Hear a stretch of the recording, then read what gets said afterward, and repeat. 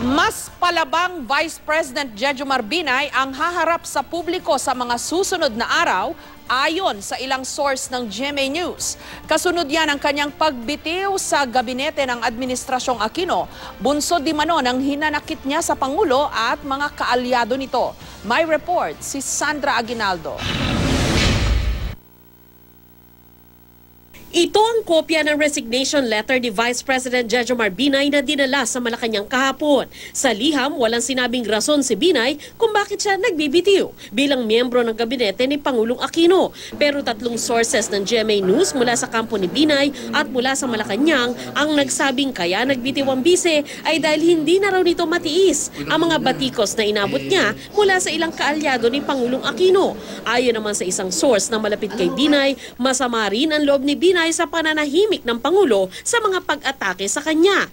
At ang hinanakit ni Binay, ipinarating daw ng kanyang Chief of Staff na si Undersecretary Benjamin Martinez Jr. kay Executive Secretary Paquito Ochoa kahapon. Nahihirapan na rin daw si Binay na hindi bumatiko sa administrasyon alang-alang sa kanilang naging samahan ng yumaong Pangulong Cory Aquino, tulad na lang ng mga isyong pagsusulong ng Bangsamoro Basic Law, pagpapatibay ng bilateral relations sa China at ang pumalpak na operasyon na ikinasawi ng Sub-44. Isa pa sa mga dahilan ayon sa aming sources, hindi naman daw naramdaman ni Binay ang lubos na pagtanggap ng ilan sa mga kaalyado ng Pangulo maging sa gabinete. May kasama nila sa gobyerno na sinisira na sa Pangulo. Ilan sa kaalyado ni Binay, ito naman ang paniwala. Sa palagay ko, dahil sa walang tigil ang mga bomba sa kanya. Ha? It's about time siguro. So that he can defend himself. Banat naman ng isa sa mga opisyal ng Liberal Party, hindi naman umano kawalan si Binay sa Administrasyong Aquino. Malinaw na ngayon eh. They will simply choose white or black. Sabi naman ng isang political analyst, maaring makabuti kay Binay ang kanyang pagbibitiw mula sa gabinete.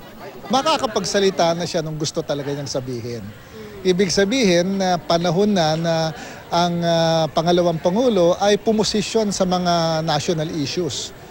Ayon sa aming source, abangan daw ang mas palabang Binay ng oposisyon sa mga darating na araw. Sa tingin naman ng ilang mambabatas, matagal na dapat kumala sa administrasyon si Binay. Tingin ko, tama rin naman na kung hindi na talaga siya sumasang-ayon sa direksyon ng administrasyon, hindi na rin siya willing na pumasok sa prosesong gagawin ng administrasyon para pumili ng susunod na kandidato para maging presidente, ay siya na ay humiwalay. Ang maganda po nangyari nito ay wala na pong dapat itago si VP Binay at wala na rin po itatago ang administrasyon laban kay VP Binay. Pakiusap naman ni Quezon City Representative Winston Castelo na miyembro ng Liberal Party. We just hope that the criticisms would be conducted constructively and in very respectful manner. Sandra Aguinaldo, GMA News.